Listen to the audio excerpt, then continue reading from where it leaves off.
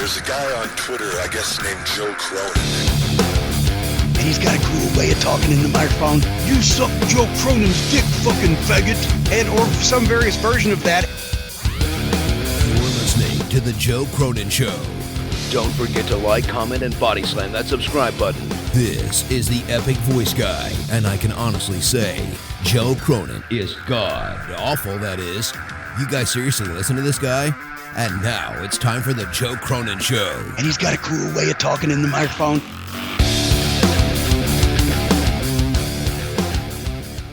What's up, everybody? All kinds of stuff flying around. We're going to blow the lid off this baby.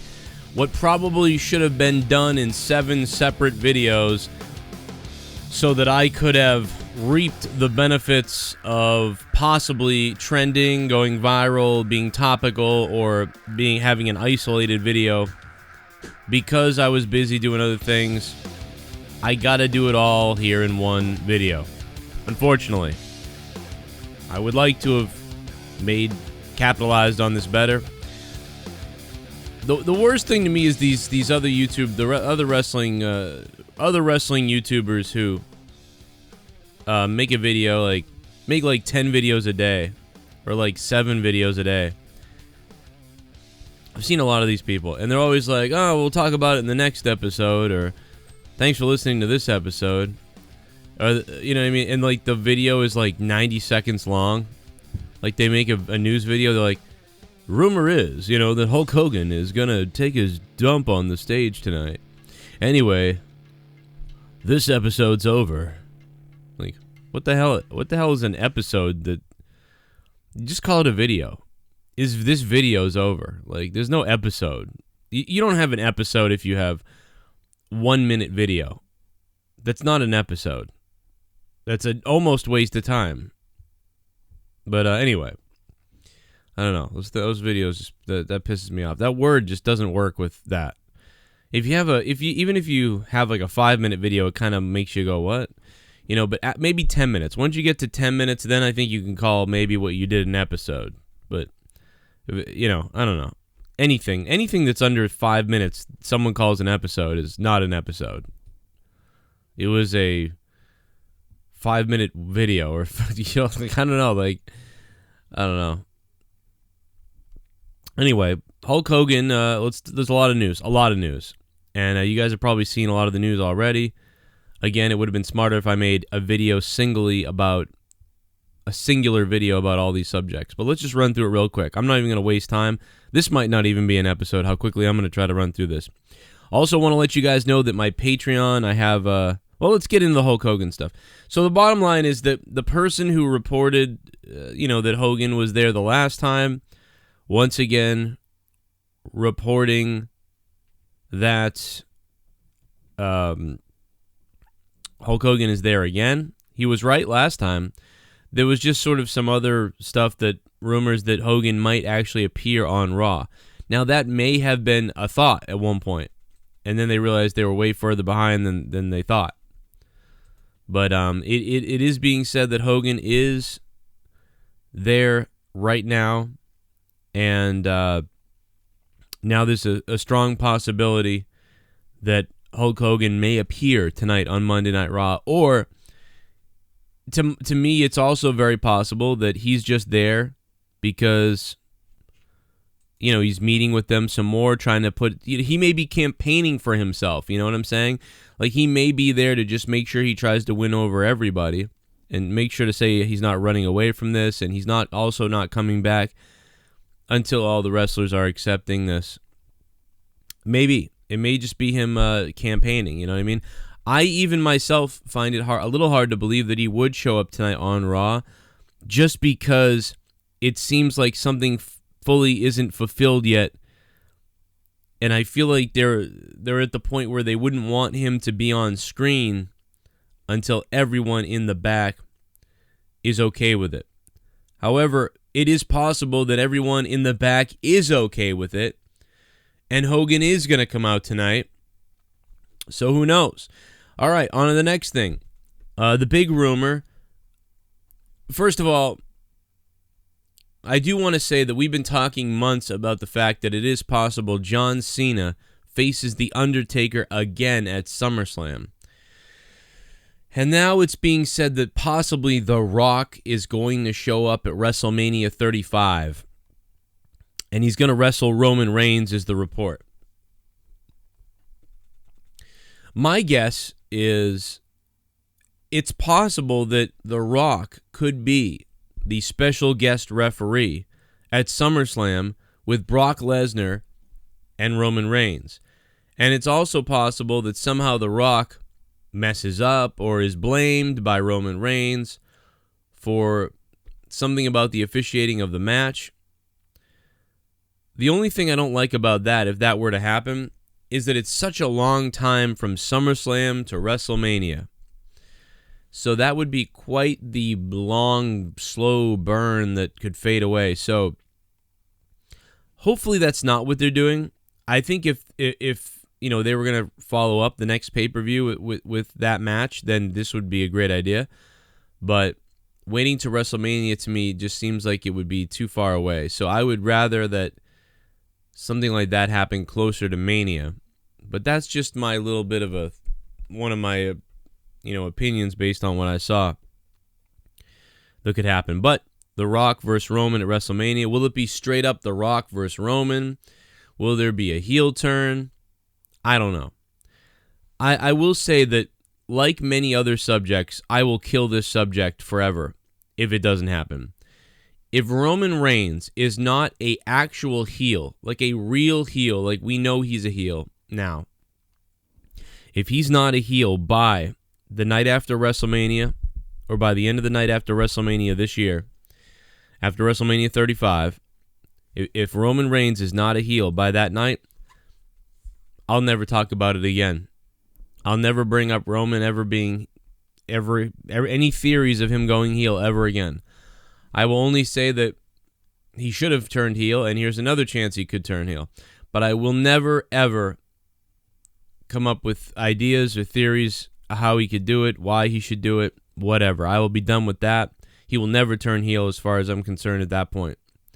And I know that they say, like, well, he is kind of heel. He is kind of heel. If he turns heel, it just flips him and flips the audience. No. There's a possibility if you turn him heel, many of the people that like him, some of them will hate him. There's also a huge fact, probably, that everybody that's booing him now will boo him louder.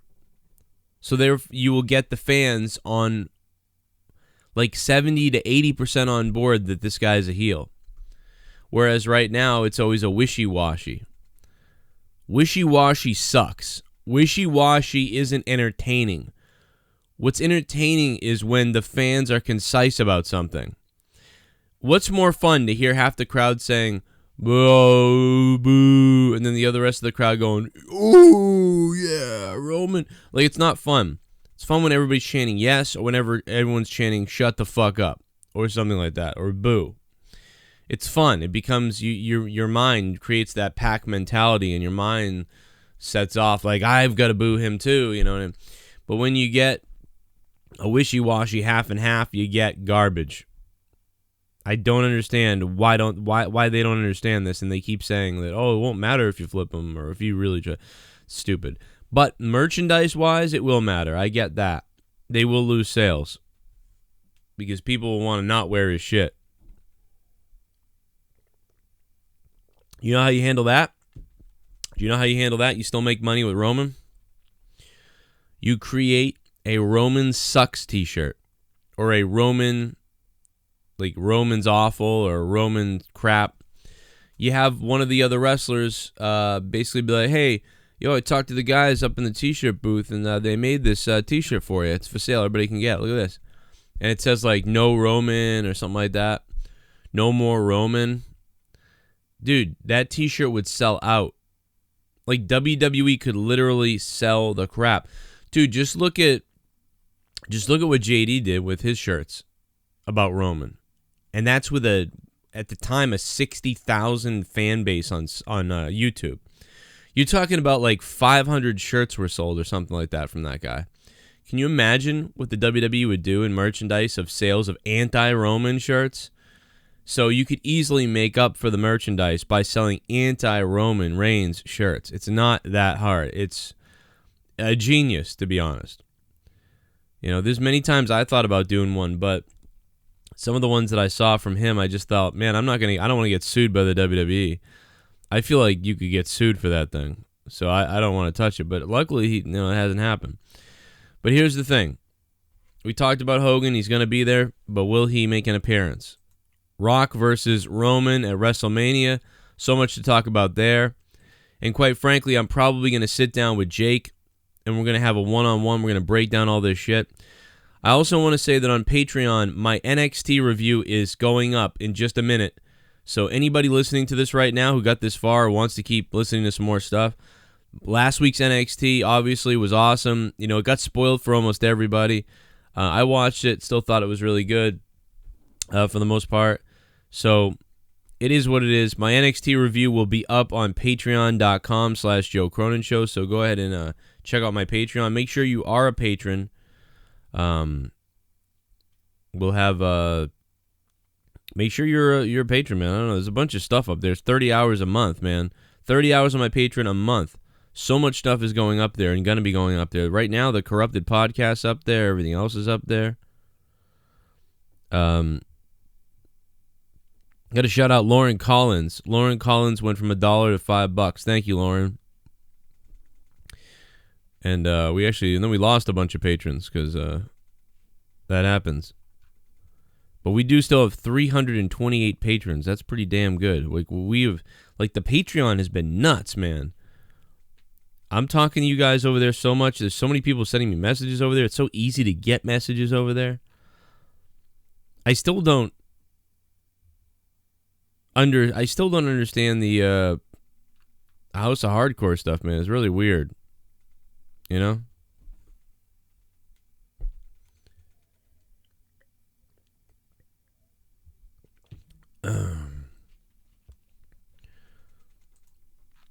Watch my previous video and you'll see what I'm talking about House of Hardcore. I watched it and I really liked it. I just didn't like the commentary. It was really, really bad commentary, except for the color guy. He was all right. Flip Gordon has signed a new Ring of Honor deal. So, Sheriff said that there was no indication that Brian Christopher was suicidal. They had no idea about that. Well, they're idiots. Matt Riddle possibly coming to the WWE. It's highly likely right now that that's going to happen. They're going to have to get him since they didn't get Flip Gordon. I told them to get Flip Gordon. Triple H strongly hinted at the All-Women's Evolution pay-per-view over a month ago. I mean, that was obvious. I mean, everybody knew about it. You know? We all pretty much knew what was going to happen. Mark Henry wants Gail Kim to show up at the All-Women's pay-per-view. That's cool of him. It'd be nice to see Gail Kim back there. Do it up, baby. Man, Gail Kim was so good. Wasted in the WWE. Every time she went back to, she'd go back to TNA and then the WWE got better with women's wrestling. She came back to WWE and then they got crappy. It was just so weird, man. I'll never forget that Slammiversary match she had though back in 2013 or 2014, whichever one it was, with that other wrestler. I can't remember her name. I can never remember her name. But that was a great match, man. I'll never forget, by the time that match ended, the crowd was coming unglued. Like, they should have really, if they'd gone another, 1 or 2 minutes, it would have been sick. But hey, maybe they went perfect timing. Right as that crowd was coming unglued, the match ended. But cheers to them, because the crowd started kind of jeering them a little bit, women's wrestling. And then, by the end, the crowd was like, oh, hell yeah, this is awesome.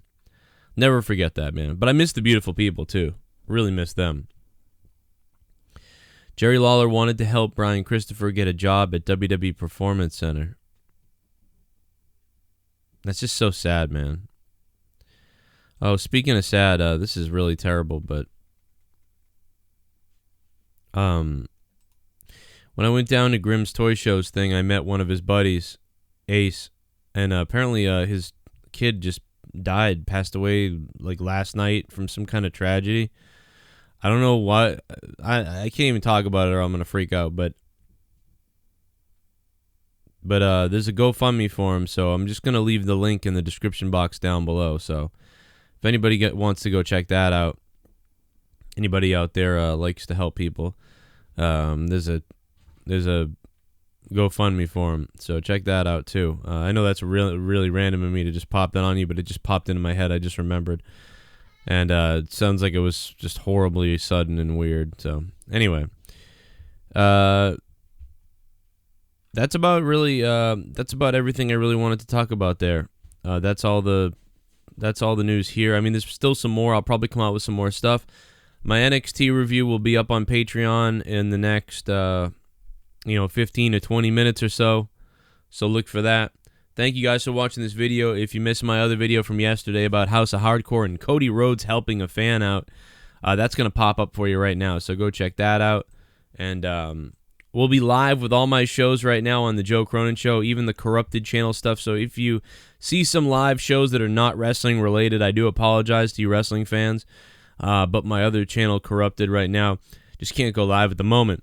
Here's my other video you might have missed. Check them out. And I'll see you guys live